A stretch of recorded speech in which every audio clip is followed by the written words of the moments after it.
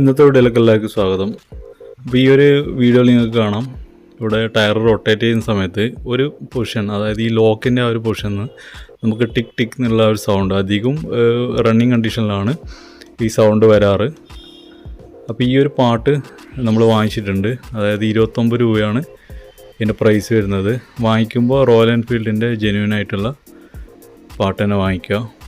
29 റുപ്പീസാണ്. ഷോപ്പുകളിലൊക്കെ അവൈലബിൾ ആണ്. Packed piece തന്നെ വാങ്ങിക്കുക. അപ്പോൾ അതുപോലെ തന്നെ ഈ ഒരു പോർഷനാണ്, ലോക്കിൻ്റെ പോർഷനാണ് നമ്മൾ റീപ്ലേസ് ചെയ്യാൻ പോകുന്നത്. അതിന് വേണ്ടിയിട്ട് നമുക്ക് ആവശ്യമായിട്ടുള്ളത് കട്ടിംഗ് പ്ലെയറാണ്. കട്ടിംഗ് പ്ലെയർ ഏത് ടൈപ്പ് നമുക്ക് യൂസ് ചെയ്യാം. അപ്പോൾ ഇത് അഴിക്കുന്ന രീതി, താഴെ ഒരു പല്ല് കൊടുക്കുക, അതുപോലെ തന്നെ മറ്റുള്ള ആ ഒരു പല്ല് മുകളിൽ പ്രസ് ചെയ്ത് പിടിച്ചിട്ട് ഈ ഒരു ഡയറക്ഷനിൽ വെക്കുക. അതിനുശേഷം പ്രസ് ചെയ്ത് കഴിഞ്ഞാൽ ഇങ്ങോട്ട് മുകളിലോട്ട് ഇത് ഊരി പോകുന്നതാണ്.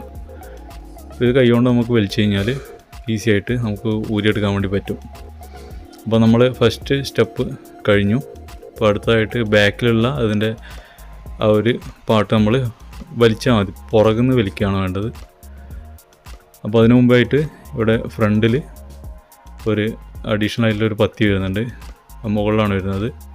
അപ്പോൾ പുറകുന്ന് ജസ്റ്റ് വലിക്കുന്ന സമയത്ത് തന്നെ നമുക്ക് ഊരിയെടുക്കാൻ വേണ്ടി പറ്റും. ടൈറ്റ് ഉണ്ടെങ്കിൽ നമുക്ക് ചെറിയ കട്ടിംഗ് പ്ലെയേഴ്സ് യൂസ് ചെയ്യാം. അതുപോലെ തന്നെ 2 വാഷേഴ്സ് ഫ്രണ്ടിൽ വരുന്നുണ്ട്, അത് നമ്മൾ റിമൂവ് ചെയ്യാം.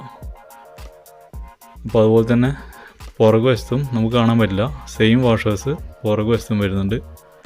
അപ്പോൾ അതും നമ്മൾ റിമൂവ് ചെയ്തെടുക്കുക.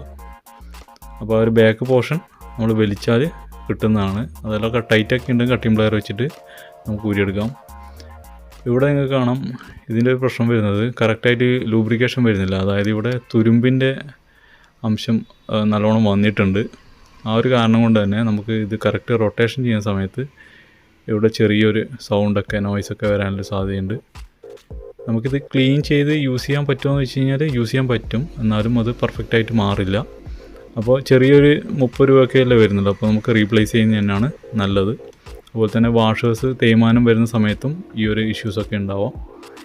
അപ്പം പുറകുവശത്തുള്ള 2 വാഷേഴ്സ് നമ്മൾ റിമൂവ് ചെയ്യുക. അതിനുശേഷം നമുക്ക് പുതിയ ലോക്ക് ഇൻസ്റ്റാൾ ചെയ്യാൻ വേണ്ടിയിട്ട് പറ്റുന്നതാണ്. മൊത്തമായിട്ട് ഇത് അയക്കണമെന്നൊന്നുമില്ല. ഇതുപോലുള്ളൊരു പുതിയ ലോക്ക് നമ്മൾ വാങ്ങിക്കുക. വീട്ടിൽ നിന്ന് തന്നെ നമുക്ക് റിമൂവ് ചെയ്യാം. ഫുൾ ചെയിൻ അഴിച്ച് മാറ്റിയിട്ടിടേണ്ട കാര്യമൊന്നുമില്ല. ഇതുപോലെ നമ്മൾ ഈ ഒരു പൊസിഷനിൽ തന്നെ ചെയിൻ വെച്ചിരിക്കണം, എന്നാൽ മാത്രമേ നമുക്ക് ചെയിൻ അഴിക്കാതെ ചെയ്യാൻ വേണ്ടി പറ്റൂ.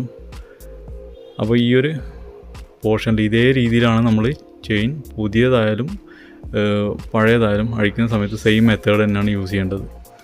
അപ്പോൾ ഈ ഒരു രീതിയിൽ നമ്മൾ പ്രസ് ചെയ്ത് പിടിക്കുക. അന്ന് പ്രസ് ചെയ്യുന്ന സമയത്ത് തന്നെ പുറത്തോട്ട് വരുന്നതാണ്. അതിനുശേഷം നമുക്ക് അഴിച്ചെടുക്കാൻ പറ്റുന്നതാണ്. അപ്പോൾ നമ്മൾ ആ ലോക്ക് അഴിച്ചു. അപ്പോൾ അതിൻ്റെ സിസ്റ്റം നമ്മൾ ഈ ഒരു രീതിയിൽ ചിലപ്പം പെട്ടെന്ന് കിട്ടും. അല്ലാന്നുണ്ടെങ്കിൽ കട്ടിംഗ് പ്ലെയർ വെച്ചിട്ട് കറക്റ്റായിട്ട് വെച്ചതിന് ശേഷം പുറത്തോട്ട് വലിച്ചാൽ മതി. ഈ ഒരു രീതിയിൽ നമുക്ക് അഴിച്ചാൽ പിടിക്കാൻ വേണ്ടിയിട്ട് പറ്റുന്നതാണ്. അപ്പോൾ ഇതിൻ്റെ കൂടെ 4 പുതിയ വാഷേഴ്സ് വന്നിട്ടുണ്ട്.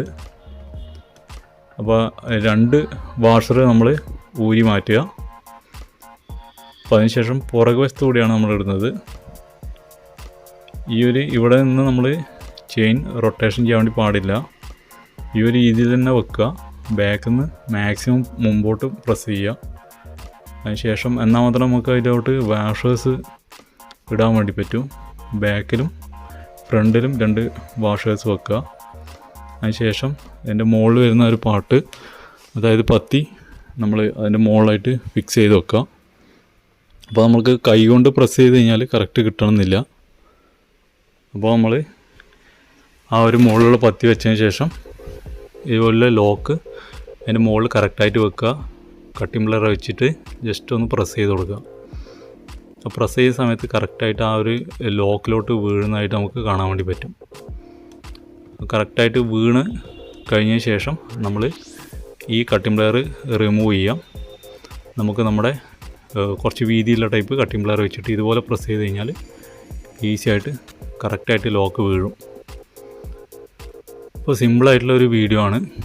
നമ്മളധിക റോയൽ എൻഫീൽഡ് വെഹിക്കിളിലും നമുക്ക് കണ്ടുവരുന്ന ഒരു ഇഷ്യൂ ആണ് ഈ ചെയിൻ്റെ നോയ്സ്. അത് പ്രോപ്പറായിട്ടുള്ള ക്ലീനിങ് ഇല്ലാത്തതുകൊണ്ടാവാം ഈ ഒരു ഇഷ്യൂസൊക്കെ വരുന്നത്. അതുപോലെ തന്നെ ലൂബ് ചെയ്യാത്തതുകൊണ്ടാവാം. അതുപോലെ തന്നെ കുറേ കാര്യങ്ങളൊക്കെ ഉണ്ട്. നമ്മളെ യൂസേജിനെയൊക്കെ ഡിപ്പെൻഡ് ചെയ്തിരിക്കും ഇതിൻ്റെ ലൈഫും കാര്യങ്ങളൊക്കെ. നന്നായിട്ട് ലൂബ് ചെയ്യുക, അതുപോലെ തന്നെ ചെയിൻ ക്ലീൻ ചെയ്യുക. പ്രത്യേകിച്ച് മഴക്കാലത്തൊക്കെയാണ് നല്ലോണം ലൂബ് ചെയ്യേണ്ട ആവശ്യമായിട്ട് വരുന്നത്. ലൂബ് ചെയ്യുന്നില്ല എന്നുള്ള കണ്ടീഷനിലാണെങ്കിൽ ഈ ഒരു ഏരിയയിലൊക്കെ കൊറോഷൻ വരാനും അതുപോലെ തന്നെ കറക്റ്റ് റൊട്ടേഷൻ കിട്ടാതിരിക്കുമ്പോഴാണ് ഈ നോയ്സൊക്കെ വരിക. അപ്പോൾ നമ്മളെ പഴയ പാർട്ട് ഇവിടെ നിങ്ങൾക്ക് സാമ്പിളായിട്ട് കാണിക്കുന്നുണ്ട്. തുരുമ്പിൻ്റെ അംശം, അതായത് ലൂബ്രിക്കേഷൻ കറക്റ്റായിട്ട് വരില്ല. ഈ ഒരു പാർട്ട് നമ്മൾ ചേഞ്ച് ചെയ്ത് കഴിഞ്ഞാൽ തന്നെ ഏകദേശം ഓക്കെ ആവുന്നതാണ്. അപ്പോൾ എല്ലാവരും സപ്പോർട്ട് ചെയ്യുക, സബ്സ്ക്രൈബ് ചെയ്യുക. നിങ്ങളുടെ വാല്യുബിളായിട്ടുള്ള കമൻറ്റ്സ് താഴെ കമൻറ്റ് ബോക്സിൽ അറിയിക്കുക. Thank you so much. By.